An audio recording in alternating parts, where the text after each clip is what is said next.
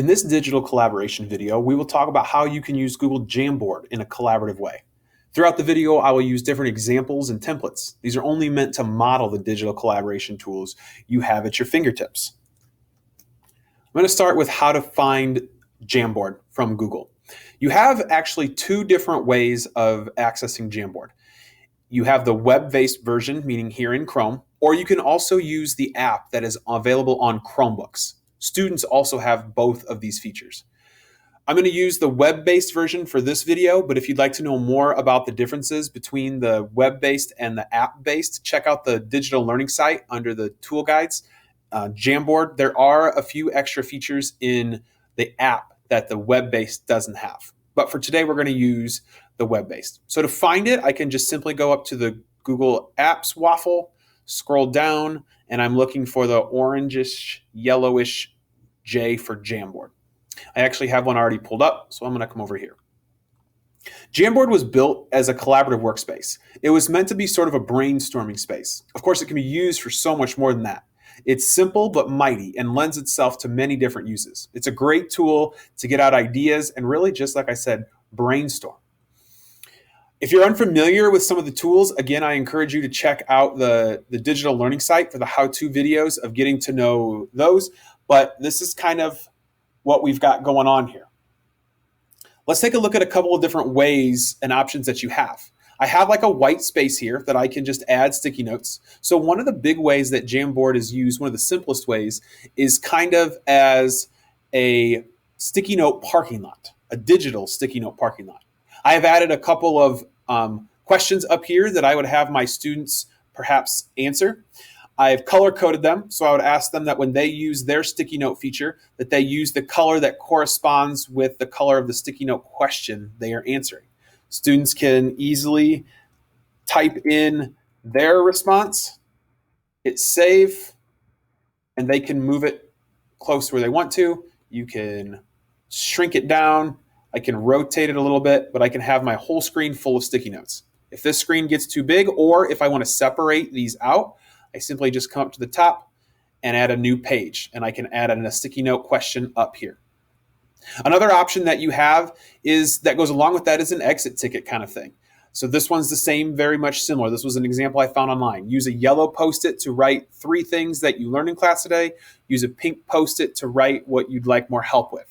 Please note that when you do this, when the students add sticky notes, their name is not automatically attached. So if you want to know who is specifically saying things, you need to ask them to add their name or their initial.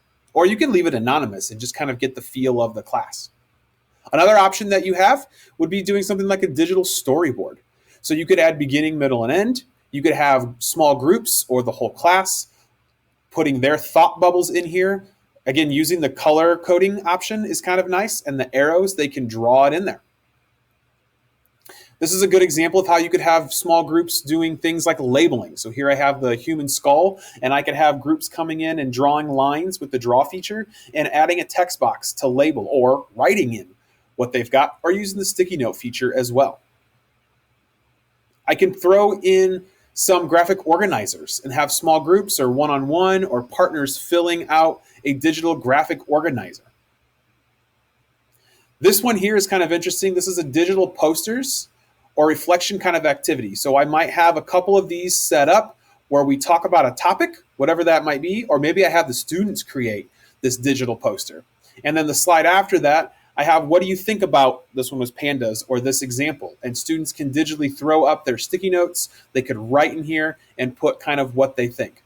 Jamboard would also be a great space for the starting of a group project. They can kind of use this blank space here to kind of get their ideas as a group out and do their drawings, maybe use some sketching. If they use their stylus with their pen app, they can sketch in here too. So Google Jamboard is kind of a cool space. It's simple, but it's got a lot of cool features that you can add. Jamboard is relatively new in the last couple of years, so they've put together this Getting Started with Jamboard that we'll link on the site as well for you to take a look at.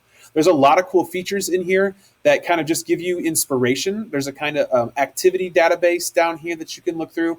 We'll also be adding some other links of different templates and things that you can use.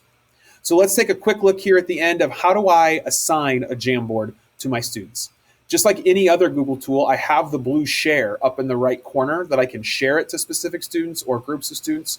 Or of course, I can come here to Google Classroom and just like any other Google file, create an assignment, give it a title, go to Add, Google Drive. This one's going to be kind of in my recents down here. So once this loads, I'll have my copy here.